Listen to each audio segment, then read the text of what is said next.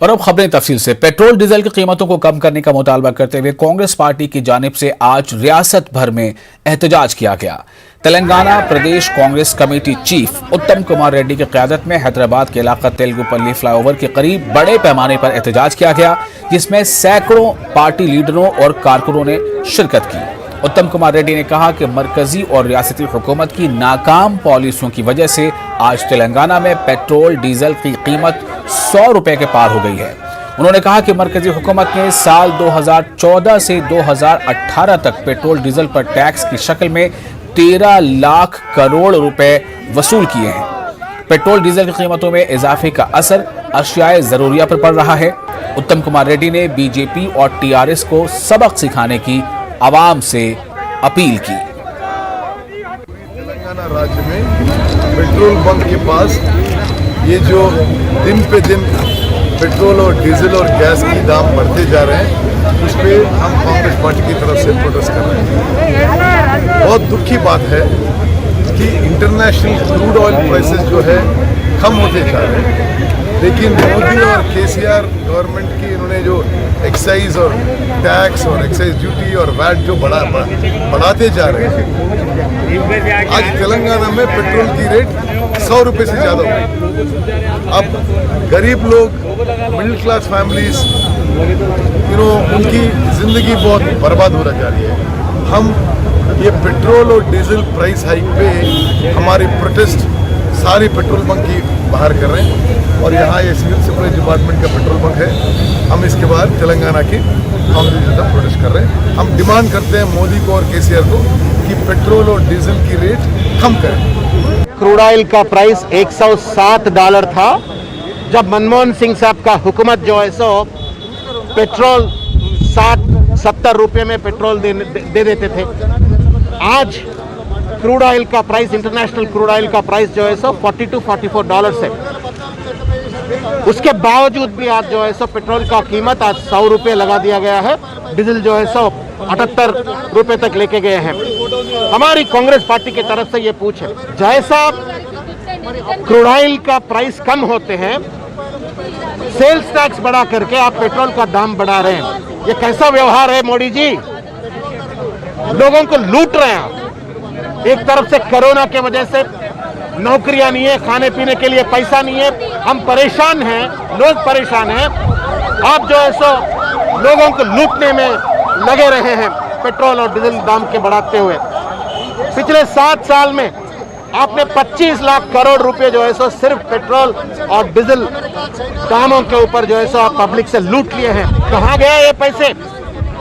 इतना लूट करने के बाद भी आज इकोनॉमी ठीक नहीं है बोल रहे हैं। किसके जेब में गया ये पैसे? कांग्रेस पार्टी पूछ रही है। हमारी मांग यही है, देखिए, पेट्रोल डीजल दाम बढ़ाने से सिर्फ गाड़ी में बैठ के जाने वालों को ही तकलीफ नहीं है, उसका असर पूरे सर्विसेज पे और एसेंशियल कमोडिटीज के ऊपर भी पड़ेगा, बाकी के दाम भी पड़ेगा। इसी वजह से हमारी मांग है कि आज के हालात को मद्देनजर रखते हुए नरेंद्र मोदी पूरी तरीके से क्रूड ऑयल प्राइसेस के हिसाब में जो है सब पेट्रोल डीजल और गैस का दाम कम करना, ये कांग्रेस पार्टी का मांग है। और पेट्रोल डीजल की कीमतों में इजाफे के खिलाफ नलगोंडा में कांग्रेस पार्टी की क़यादत में एहतजाज किया गया। यादाद्री भुवनगिर जिले में पेट्रोल पंप के रूबरू बड़े पैमाने पर एहतजाज किया गया। इस दौरान एहतजाजी कांग्रेस लीडरों ने वजीर आजम नरेंद्र मोदी का अलामती पुतला नजरातिश किया। एहतजाजी कांग्रेस लीडरों और कारकुनों ने फ्यूल की कीमतों को कम करने का मुतालबा किया। एहतजाजी कांग्रेस लीडरों ने कहा कि जब से मरकज में बीजेपी इक़्तिदार में आई है, तब से पेट्रोल डीजल के अलावा पकवान गैस की कीमतों में मुसलसल इजाफा हो रहा है। और वहीं आज भी मुल्क में पेट्रोल डीजल की कीमतें बढ़ाई गई, यानी कीमतें बढ़ी हैं, आज भी बढ़ी हैं। पेट्रोल पर 31 पैसे जबकि डीजल पर 28 पैसों का इजाफा हुआ है। कीमतों में इजाफे के बाद मुल्क के तिजारती दारुल-हुकूमत मुंबई में फी लीटर पेट्रोल 102 रुपए के निशाने को पार कर गया है, जबकि हैदराबाद में फी लीटर पेट्रोल की कीमत 99 रुपए 66 पैसे हो गई है। राजस्थान, मध्य प्रदेश, महाराष्ट्र, आंध्र प्रदेश, तेलंगाना, लद्दाख के अलावा दीगर रियासतों में फी लीटर पेट्रोल की कीमत 100 रुपए को पार कर गई है। राजस्थान के गंगानगर जिले में फी लीटर पेट्रोल की कीमत 106 रुपए 94 पैसे हो गई है। और अब बात कोरोना मामलों की। तेलंगाना में कोरोना के 1798 नए केसेस दर्ज हुए हैं। रियासत भर में 1,30,000 से ज्यादा अफराद का कोरोना टेस्ट किया गया, जिसमें से 1,798 अफराद कोरोना से मुतासर पाए गए। कल एक ही दिन में कोरोना से रियासत भर में 14 मरीजों की मौत हुई। ग्रेटर हैदराबाद की हदूद में 174, खम्मम में 165, नलगुंडा में 151 और जिला आदिलाबाद में सबसे कम 6 केसेस ही दर्ज किए गए।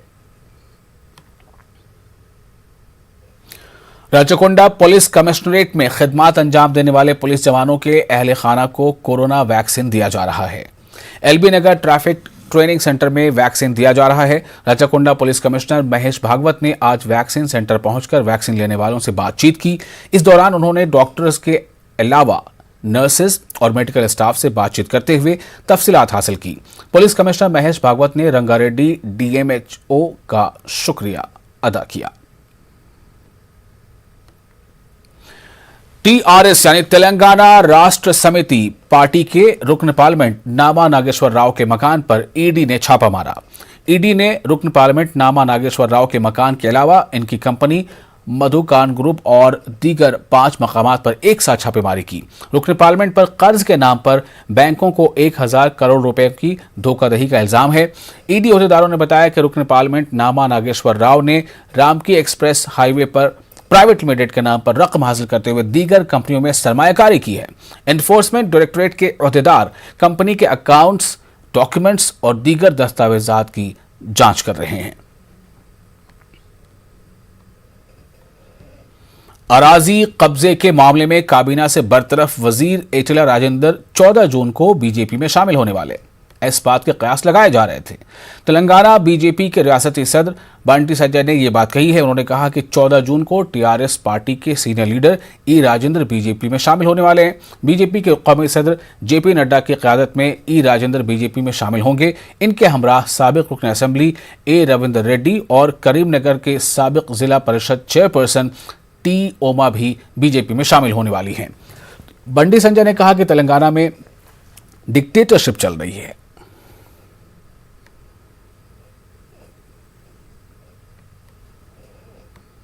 सुप्रीम कोर्ट के चीफ जस्टिस के ओहदे का चार्ज लेने के बाद चीफ जस्टिस एनवी रमन्ना ने पहली बार तेलंगाना रियासत का दौरा किया। शमशाबाद एयरपोर्ट पर चीफ जस्टिस का शानदार इस्तकबाल किया गया। तेलंगाना हाई कोर्ट की चीफ जस्टिस हिमा कोहली के अलावा रियासती वजीर व दीगर ने एयरपोर्ट पर चीफ जस्टिस का इस्तकबाल किया। एयरपोर्ट से चीफ जस्टिस सीधे राजभवन पहुंचे, जहां पर गवर्नर सुंदरा राजन के अलावा वजीर आला केसीआर ने चीफ जस्टिस का इस्तकबाल किया। चीफ जस्टिस राजभवन में 3 दिन तक क़याम करेंगे।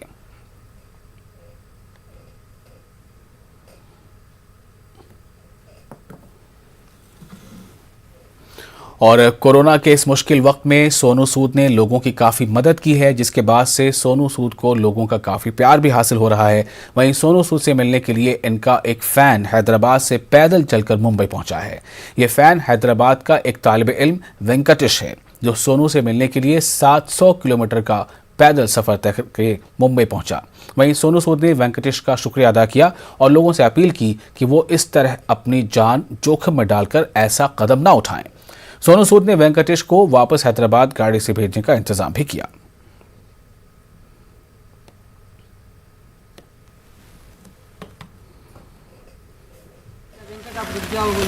मैं हैदराबाद का कुछ से मिलता आपसे वीडियो कॉल बात कर सकते बोला, मेरे को बात करने नहीं आ रहा।